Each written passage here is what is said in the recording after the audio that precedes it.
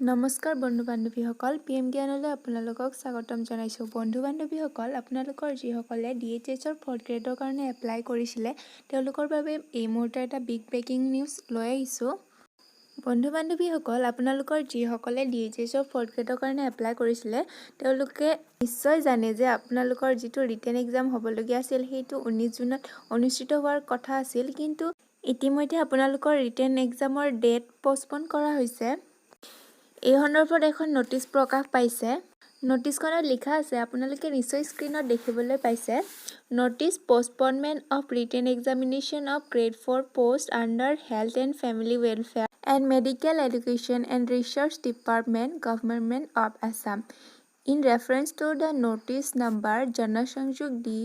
512522 dated 10/6/2022 this is for information of all concerned that due to unavoidable circumstances the written examination for recruitment of various grade 4 posts under different directorates of health and family welfare department and medical education and research department government of Assam which was scheduled to be held on 19/6/2022 is postponed. The written examination will now be held on 3/7/2022 from 11 a.m. to 12:30 p.m. The candidates are directed to regularly visit the official websites http://dme.assam.govt.in, http://dhs.assam.gov.in, http://dhsfw.assam.gov.in and http://ayush.assam.gov.in for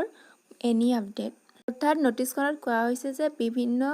ডিৰেক্টৰেটৰ আণ্ডাৰত যিটো নেকি 4th গ্ৰেডৰ written exam অনুষ্ঠিত হ'বলগীয়া কথা আছিলে 19/6/2022 তাৰিখে সেই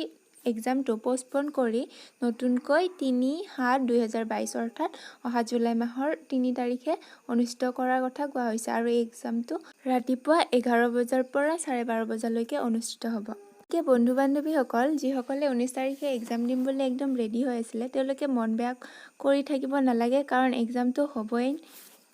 আৰু লগতে যিসকলে ভালদৰে পঢ়া-শুনা কৰা নাছিল এইকেইদিন তেওঁলোকে এইকেইদিন পঢ়া-শুনা কৰক যিহেতু আপোনালোকে হাতত আৰু কিছুদিন সময় পাইছে সো আপোনালোকে টাইমবোৰ মিস ইউজ নকৰি ভালদৰে পঢ়া-শুনা কৰি যাওক যাতে আপোনালোকে সাকসেস হ'ব পাৰে অৱশেষত always be positive and move forward and thanks for watching the video